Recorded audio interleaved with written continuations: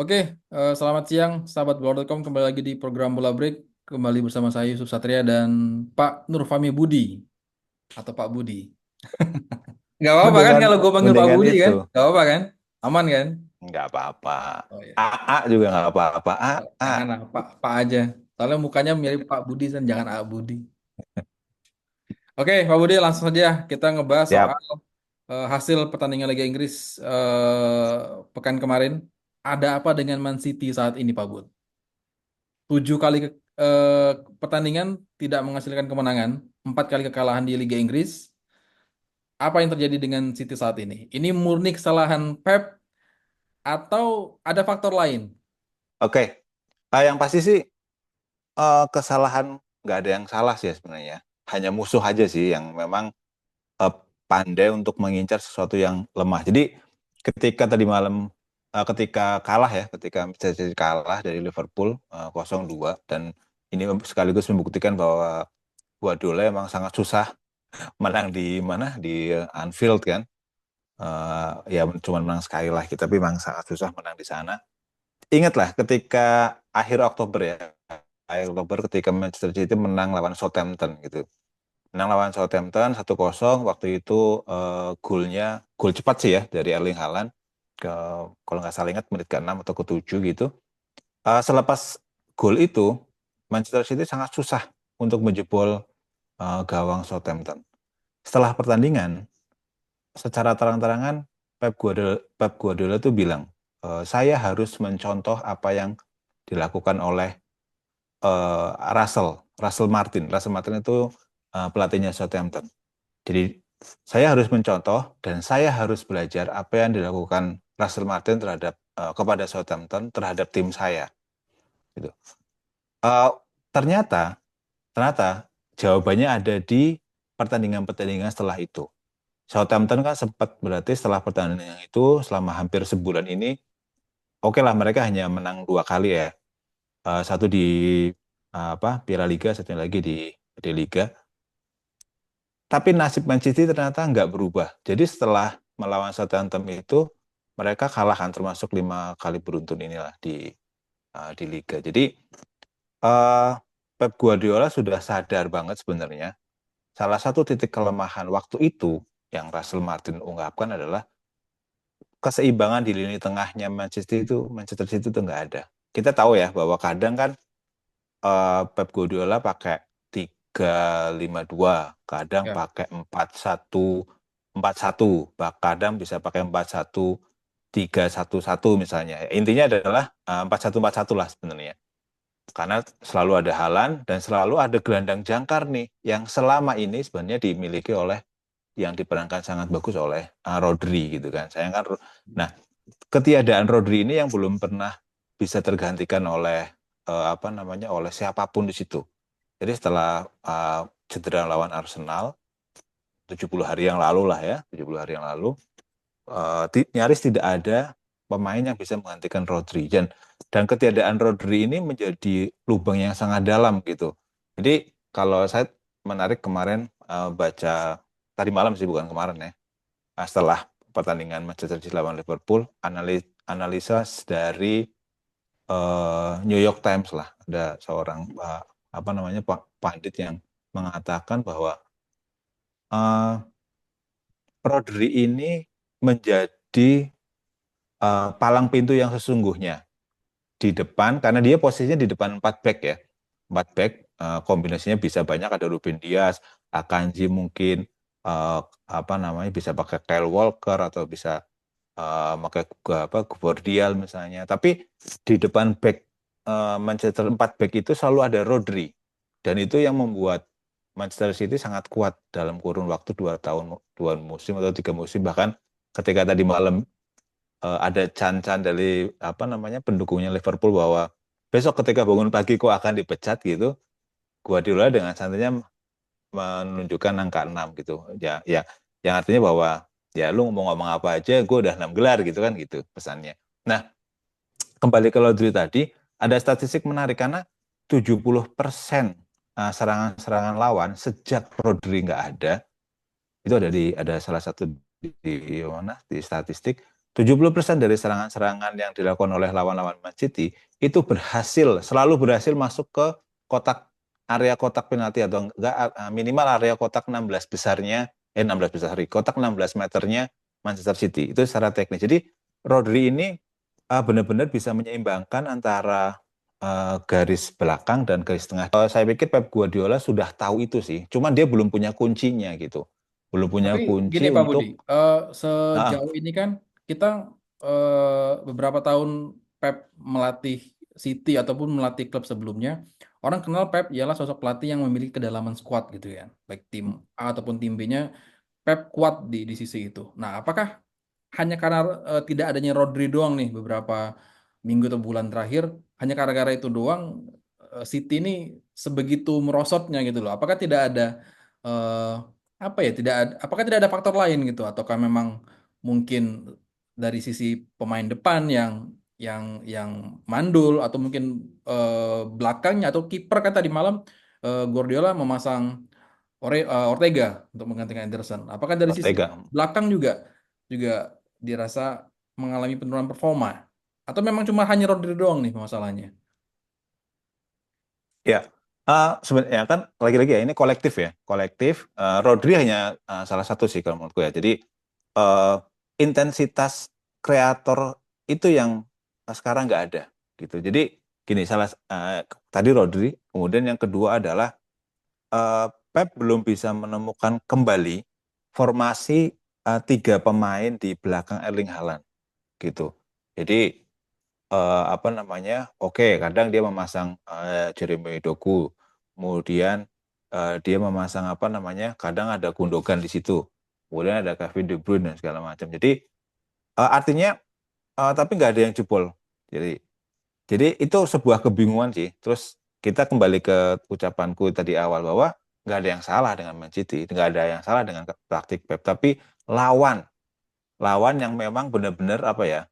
eh, sudah mengetahui bagaimana eh, pergerakan misalnya bola-bola yang mengarah ke Erling Haaland gitu. Erling Haaland sekarang sangat susah mencari bola direct. Kalau kita lihat dari beberapa pertandingan ya, setelah pertandingan melawan Southampton lah ya, itu makanan-makanan Erling Haaland yang biasanya kita lihat musim-musim kemarin itu nyaris nyaris tidak ada. Jadi artinya ada missing link lagi nih, missing link lagi bagaimana seorang Pep itu masih masih masih bingung lah, masih bingung dan dia hampir pasti sebenarnya sedang mencari cara sih bagaimana caranya untuk apa namanya bisa mengembalikan kepercayaan diri anak-anak asuhnya. Terutama kan karena kita lihat lah ya ketika dua kali kalah aja lawan Tottenham itu kan sebenarnya udah sinyal banget itu. Dua kali kalah dari apa? Dari Tottenham itu menjadi apa ya? Harusnya udah menjadi warning itu. Walaupun dengan skuad yang berbeda, tapi itu menjadi alarm. Belum lagi misalnya kalah sama siapa? Brighton misalnya. Ya. Kalah melawan Brighton. Itu kan hal yang oke lah Brighton lagi lumayan naik gitu kan. Tapi paling enggak Man City seharusnya eh, apa ya belajar dari kekalahan sebelum menghadapi Brighton itu kalah dari Spurs. Jadi dan Bournemouth kalau nggak salah, Bournemouth gitu. Jadi artinya eh, ada tiga hal besar yang harus segera dilakukan oleh Pep Guardiola ya. Pertama harus mencari pengganti Rodri itu. Kemudian yang kedua adalah menemukan apa missing link bola-bola kesenangan Erling Haaland tadi. Dan yang ketiga adalah bagaimana dia sekarang harus belajar. Dia dia sekarang harus mempelajari taktik musuh yang akan dihadapi oleh dia gitu. Karena kan kemarin-kemarin musuhnya tuh yang belajar bagaimana cara menaklukkan Ya. Pep. Nah, sekarang kebalikannya di Liga Menghadapi Inggris ataupun Liverpool di tadi malam Champions. itu semakin menegaskan Pak Budi ya bahwa kehilangan Rodri di lini tengah itu sangat berasa gitu di lini tengah Man City. Oh Liverpool iya, kita lihat kan mainnya di bawah era Arne Slot ini luar biasa pressnya dari awal sampai saya lihat eh, mungkin 30 menit babak pertama itu hampir tidak ada peluang berarti dari City kan. Semua bola mengarah ke gawang Man City.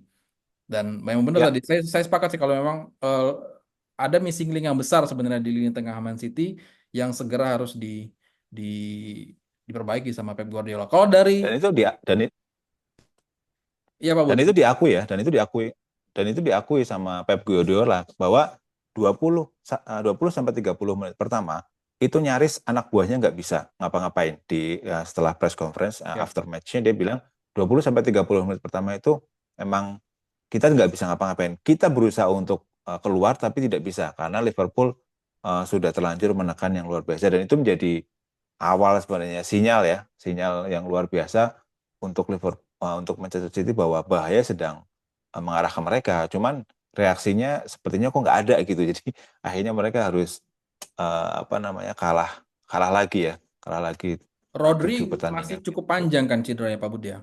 Masih Sampai akhir musim kan dia. ya sampai akhir musim kan. Nah, kan Mhm. dilihat dari daftar pemain yang ada gitu di Manchester City. Siapa yang mungkin kira-kira bakal di diandalkan Pep lah untuk mengatasi missing link tadi? Kalau sampai sisa tahun sepertinya nggak ada ya. Sampai sisa tahun paling nggak sampai bursa transfer ke berapa? Bursa transfer musim dingin lah. Itu sepertinya akan susah ya karena mereka hanya punya Mateo Kovacic yang memang bisa di situ. Kemudian sebenarnya kalau mau dipaksa sebenarnya ada Gundogan di situ kan. Ya. Bisa main di situ gitu. Jadi eh, hal apa namanya tidak akan banyak berubah kecuali memang Pep Guardiola menaikkan pemain dari Manchester City muda di tim U21-nya gitu. Tapi paling enggak sampai akhir musim ini dia harus benar-benar memaksimalkan ataupun mengubah gaya permainan Ubah dari gaya bermain Pak eh, Budi ya. betul, betul. Jadi tidak harus jembatan itu satu orang gitu. Bisa jadi dia pakai double pivot kan bisa kan ya. Pakai double pivot bisa agak menurunkan sedikit si Gundogan misalnya bisa berduet sama apa namanya sama sama apa namanya Matteo Kovacic misalnya atau enggak mengubah menjadi 3-5-2 lagi misalnya karena ada punya Ruben Dias, ada Kyle Walker sama Manuel Akanji di belakang misalnya, kemudian menaikkan Gvardiol jadi gelandang bertahan misalnya. Jadi ada 3 gelandang bertahan yang bisa apa ya menetralkan lini tengah. Jadi ada Gvardiol, ada Gundogan, dan ada Kovacic misalnya main bareng, kemudian sebelah kanan dan kirinya tetap apa namanya seperti biasa lah bisa Rico Lewis, bisa Jeremy Doku, Kevin De Bruyne, kemudian untuk melayani Erling Haaland. Intinya emang harus mengubah. Kalaupun tidak mengubah, kan gosip udah berkeliaran bahwa Pep butuh pengganti Rodri yang sangat bukan sepadan sih, karena Rodri kan sepertinya emang kelasnya beda ya, tapi paling nggak mendekati lah. Gitu ada si siapa saudaranya Eleanor Yanders itu yang dari AC Milan, Tijani misalnya. Gianni Reinders. Tijani Tijani Reinders itu udah apa namanya sudah mulai didekati. Kemudian yang paling santer itu Real Sociedad, si Martin Martin apa Zubimendi misalnya, Martin Zubimendi. Kemudian ada lagi uh, senior dari Inter Milan misalnya Hakan Çalhanoğlu misalnya. Jadi ada beberapa yang memang uh, harus harus didekati oleh Manchester City agar nanti ketika bulan Januari mereka langsung bisa gabung dan kemudian uh, bisa menyeimbangkan pola yang ideal yang biasa dimainkan oleh Pep Guardiola, yaitu menempatkan satu orang gelandang jangkar yang tadinya di Rodri, sekarang Mateo Kovacic, besok bisa jadi siapapun tadi nama-nama tadi termasuk kalau memang hebat ya bisa mendapatkan Frankie De Jong sih dari Oke. Barcelona. Tapi ya kita nggak tahu ya. Tapi itu sih saran kita ya, saran kita Ya, untuk artinya Pep Guardiola. sebenarnya kita sepakat kalau sebenarnya tidak terlalu masalah dari segi taktik Guardiola Pak Budi ya. Hanya Nggak ada hanya sih. Kak. faktor Itu utamanya dasar ketika aja. dia Hmm. kehilangan Rodri di lini tengah. Karena menarik tadi Pak Budi udah sempat senggol sedikit soal ketika Guardiola diteriakin dipecat oleh fansnya Liverpool dari bangku penonton kan, dia langsung memberikan gestur angka 6 gitu kan, tanda kalau dia sudah meraih eh, 6 gelar untuk Man City. Artinya kan dia sempat juga di press conference setelah pertandingan bilang kalau ini tuh hal yang biasa sebenarnya dan ini bisa dibilang nggak sebanding dengan apa yang sudah saya kasih di oleh apa kepada Manchester City. Artinya tagar Pep out ini tidak ini ya Pak Budi ya. Nggak ngaruh juga sih. Nggak ngaruh ya. Nggak ngaruh kan.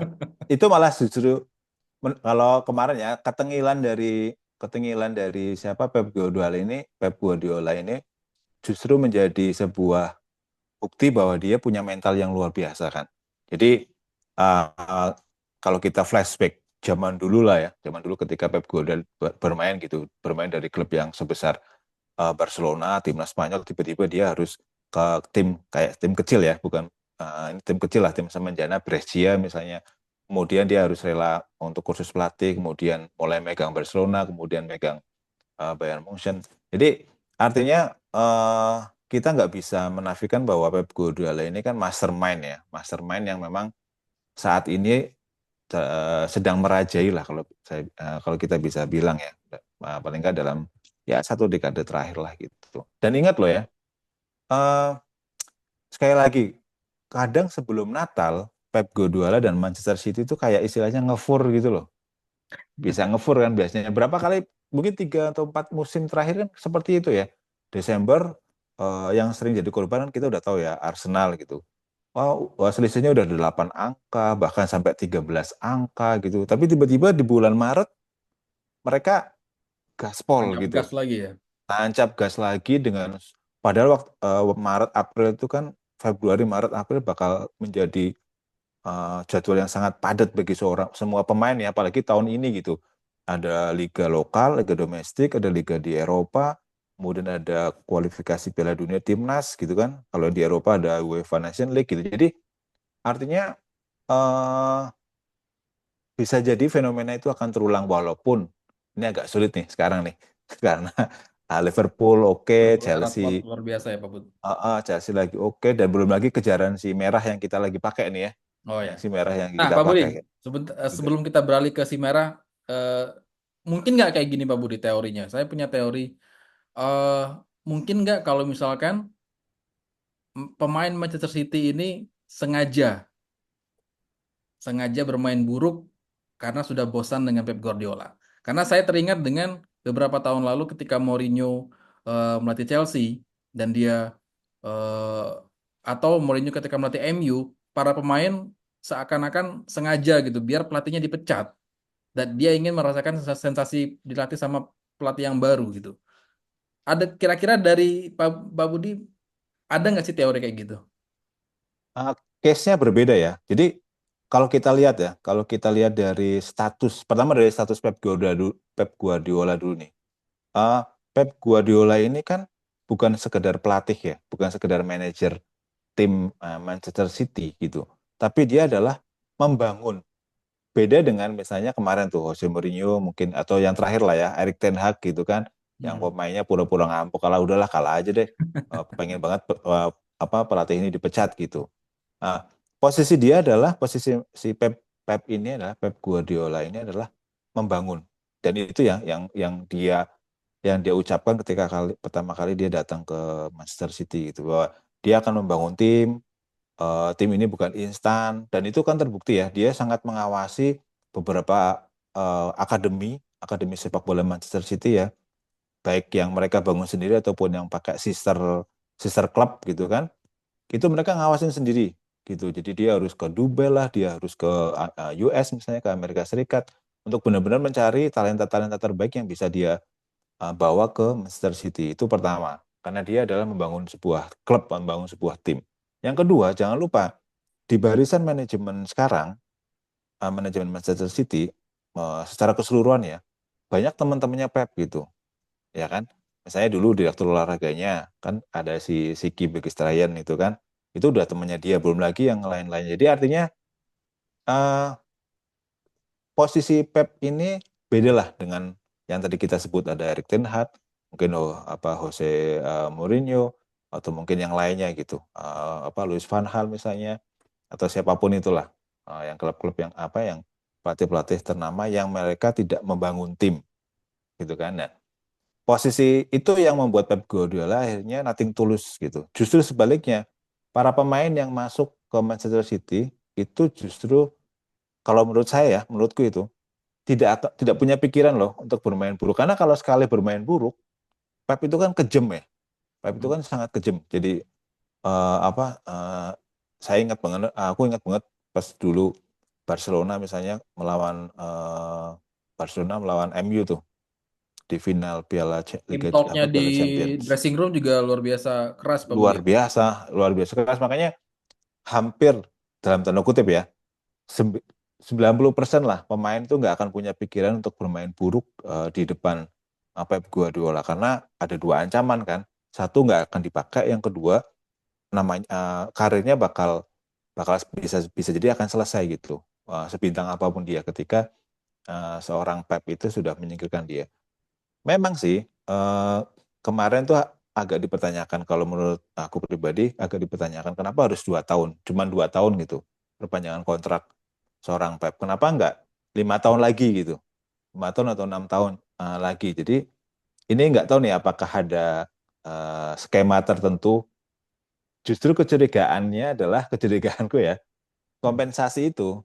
Jadi ketika nanti kan bisa jadi ya teori konspirasinya kan pemain, ya kan bisa jadi kok teori konspirasinya Pep itu sendiri, ya kan Iya. kita nggak boleh dong memandang dari satu sisi doang kan. Bisa jadi Pepnya, wah aku pengen jelek-jelekin timku aja deh. Habis itu kan aku dipecat dapat kompensasi lumayan yang sangat gede kan kalau di klausulnya. Jadi tapi kita singkirkan lah apa hal-hal yang negatif seperti itu karena kan tetap ya sportsmanship ya, tetap apa namanya sportivitas paling tinggi, dan yang tahu di tim adalah pelatih itu sendiri, manajemen itu sendiri. Tapi kalau kita ngelihat dari luar, kemungkinannya kecil lah para pemain Manchester City sengaja untuk bermain buruk, kemudian uh, berharap bahwa pelatihnya cepat-cepat dipecat, kemudian mendapatkan pelatih baru.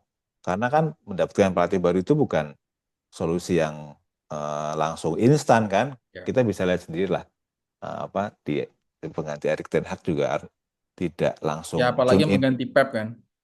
apalagi mengganti seorang Pep, dan ini ya environmentnya ya, lingkungan di klub itu Ya. yang memang sudah sangat Pep Guardiola banget gitu.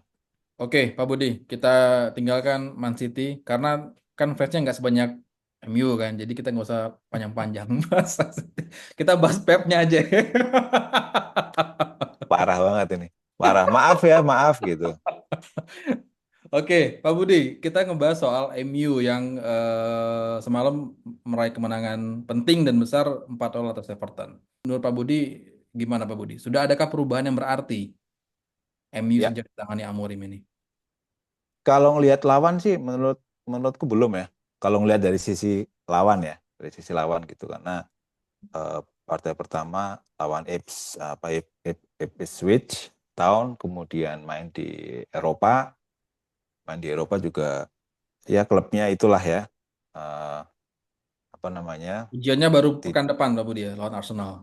ya betul. Jadi tapi ini jadi pemanasan ya ketika melawan Ipswich, melawan Bodo, kemudian melawan Everton.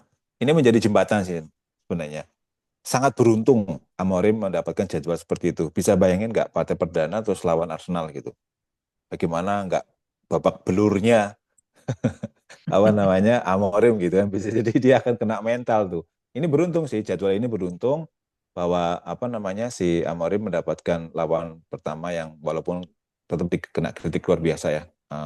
Melawan sekelas Ipswich itu menjadi apa batu sandungan gitu. Nah, kemenangan lawan Everton ini menjadi catatan, kalau menurutku menjadi catatan yang positifnya adalah perubahan.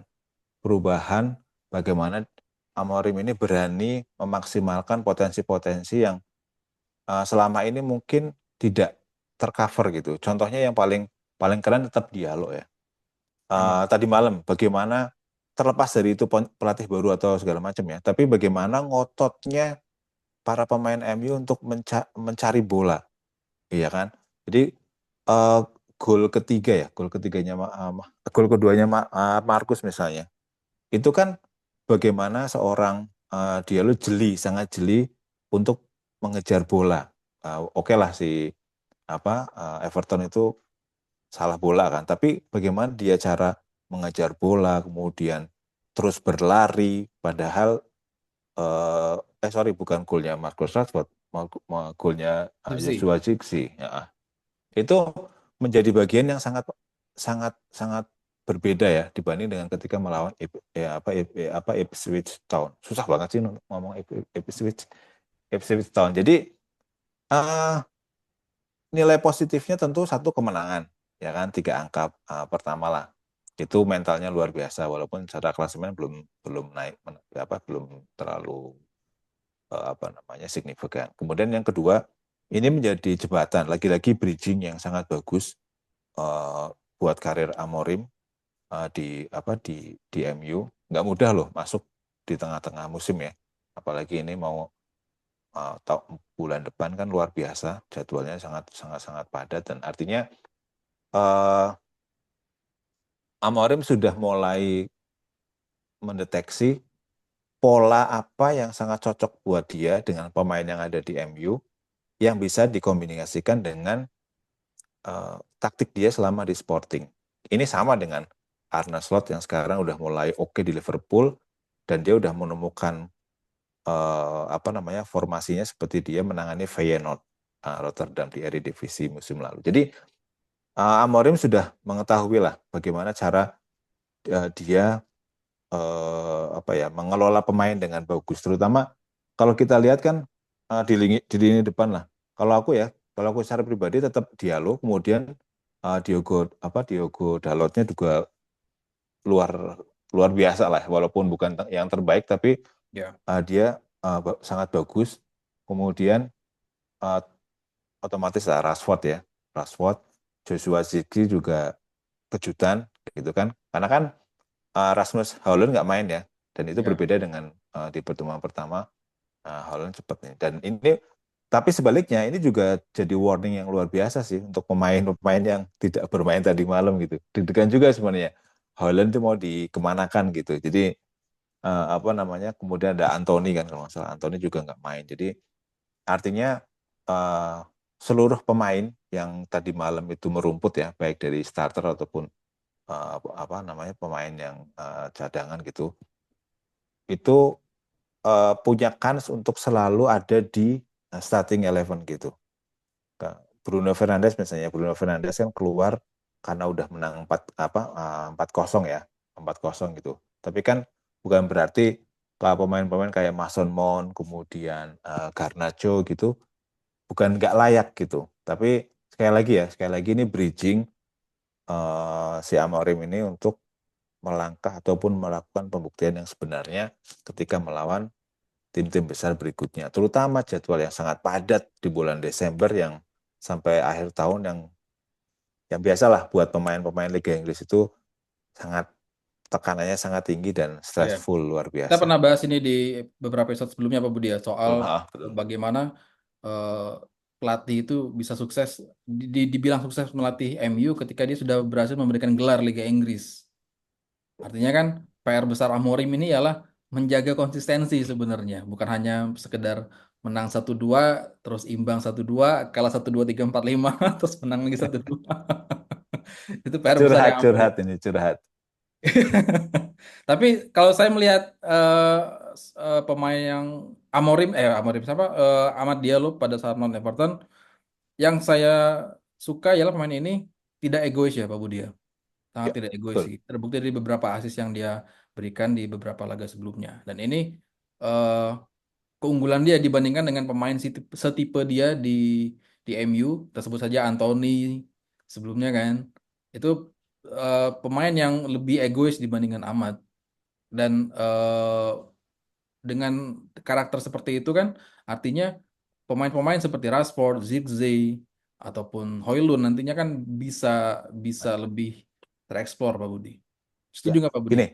Ya, eh, selain itu ya, selain itu juga sekarang MU kalau kita bisa lihat ya, karena sepertinya udah dieksplor semua sama Amorim ya, dan mungkin kita lupa nih ketika meneropong ketika ada Erik ten Hag. Sekarang berarti begitu Diallo ini masuk, banyak pelari kencang di MU loh berarti kan.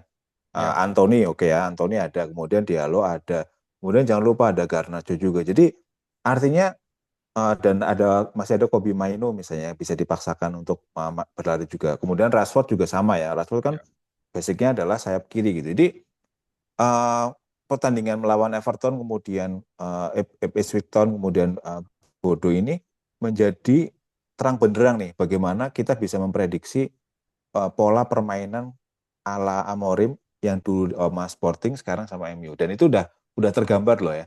Udah tergambar yang luar biasa dan artinya musuh-musuhnya Amorim sekarang harus benar-benar waspada gitu. Pertanyaannya cuma satu tadi. Kalau lawan Everton menang mah udah kalau menurutku udah biasa ya. Dia kan Ya. tim yang Pekan depan ya baru baru kita nah lihat. jadwal yang paling kejem adalah nanti karena kan setelah lawan Arsenal kemudian Nottingham Forest kemudian main di Europa League Europa ya di Eropa kemudian ada derby kan ada derby lawan lawan Manchester City jadi artinya eh apa ya eh, Amorim itu masih harus benar-benar memfikskan apa yang eh, dia dia dia bentuk di lapangan pasukannya seperti apa gitu jadi eh, bulan lagi-lagi ya bulan Desember tuh sangat luar biasa gitu kan setelah lawan Arsenal lawan Forest kemudian di tanggal berapa ya pertengahan Desember lah kalau nggak salah ingat itu harus ada derby kemudian di penghujung tahun asing lawan Newcastle United misalnya itu menjadi tantangan yang harus kita tunggu bersama-sama gitu jadi sekali lagi ketika tadi Mas Ucup nanya melawan Everton adalah sesuatu yang ini kalau buat saya itu sesuatu yang biasa aja gitu jadi itu hanya biasa aja gitu kan harus ngaca aja gitu ngaca dengan pelatih-pelatih terdahulu jangan terlalu bereuforia di awal-awal apa namanya kemenangan gitu kan. Karena bagaimanapun yang diperlukan oleh fans MU di seluruh dunia adalah konsistensi untuk terus Ya. merangkak naik gitu. Jadi dan ini kalau saya prediksinya sih, kalau aku prediksi sekali lagi ya akan sangat sulit sih buat Morim untuk langsung konsisten atau stabil dengan stok pemain yang mungkin memang bukan pilihannya gitu. Tapi paling enggak dengan bongkar pasang dalam 3 pertandingan awal ini sudah tahu dan mungkin dan udah pastilah ada bisikan-bisikan dari tim manajemen di U21 atau enggak di reserve team, ada U23 gitu.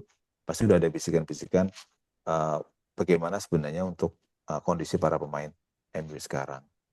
Oke, Gitu Mas Pak Budi. Ucup. Eh, Terakhir Pak Budi sebelum kita tutup bola break episode kali ini. Soal Liverpool Pak Budi. Nah, IPL ini kan baru berjalan 13 pekan. Ya kan, 13 pekan dan Liverpool sudah unggul 9 poin ya Pak Budi ya dari peringkat kedua.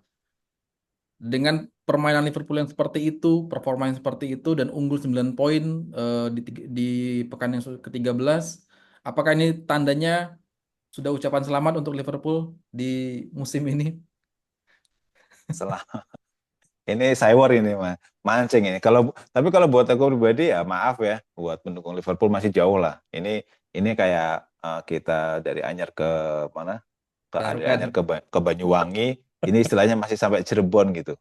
Nah, dari Cirebon itu kan masih banyak tuh ada tol Palimanan Kanci, masih ada Trans Jawa, masih ada Semarang, masih ada sampai ke panjang lah ya, masih panjang. Pasuruan. Artinya di jalan tol itu bukannya mulus gitu, tapi dalam sejarahnya kan jalan tol itu ada yang pernah kecelakaan, ada yang jalan kalau di Semarang itu naik turun, kemudian di Surabaya mentok, kemudian di Pasuruan mentok, kemudian belum lagi ke Banyuwangi. Jadi artinya sama, perjalanan masih sangat jauh, walaupun tetap lah ya, start pertamanya eh, saya nggak mau manggil slot nih, kita kayak episode yang lalu ada yang komentar kenapa harus manggilnya slot gitu. Jadi walaupun memang Arnem memiliki catatan yang bagus di awal gitu. Ya, bagaimanapun apa namanya hanya kehilangan 1 pertandingan itu kan catatan kehilangan angka dalam 1 pertandingan tidak full 100% menang itu menjadi catatan juga gitu. Liverpool bukan tanpa kelemahan, tapi sekali lagi pendukungnya Liverpool mohon Sewot boleh, tapi harus tahan diri lah. Sabar, Karena mohon bersabar. ujiannya tetaplah. Ujiannya misalnya awal bulan ini misalnya. Awal bulan ini kan masih harus ada derby juga kan, ada derby Merseyside juga lawan Everton gitu. Everton habis dibantai sama MU misalnya, belum tentu dengan mudah Liverpool bisa membantai Everton juga gitu. Kemudian akan ketemu dengan Newcastle United juga misalnya. Jadi malah Newcastle kalau nggak salah minggu depan ya, akhir pekan ini deh kalau nggak salah. Jadi itu menjadi menjadi pembuktian juga bagaimana laju Liverpool nantinya di bulan Desember dan Januari. Dan kemudian tahap berikutnya adalah di bulan Maret. Gitu, jangan sampai apa namanya perjalanan mereka Liverpool, perjalanan kayak Arsenal gitu tiba-tiba digembosin di akhir musim, menjelang akhir musim, terutama dengan badai cedera dan segala macam. Jadi artinya kalau aku pribadi belum lah, belum harus ngucapin selamat karena kalau selamat kan enaknya dimakan ya, karena biskuit. Singkat singkat Tapi aja Pak Budi. tapi Yang paling favorit juara nggak Liverpool? oh kalau Liverpool ya dong, kalau dengan Paling favorit perencanaan berarti saat ini ya. favorit ya, tapi nggak akan juara gitu, Oke, nggak juara. udah jangan diterusin. Jangan sampai salah merah ini ya. Tapi enggak, karena prediksi boleh dong, ya kan. Iya, Prediksi bukan tanpa ya alasan gitu. udah Tapi, cukup tapi cukup. alasannya Berarti emang kan itu panjang. gue udah dapat kalimatnya. Nggak juara berarti kan Liverpool kan. Enggak juara. Favorit ya. Favorit, iya sepakat. Tapi kalau juara enggak lah. Nanti soal Liverpool gue pengen bahas segmen khusus sih soal si Arne Slot nih Pak Budi karena gue lihat agak sedikit beda nih pola permainan super pressing sih kalau gue nyebutinnya si Arne Slot ini. Oke Pak Budi, terima Oke, kasih untuk episode Bola Break episode kali ini atas pencerahan-pencerahan analisis-analisisnya soal Pep Guardiola dan MU dan Liga Inggris.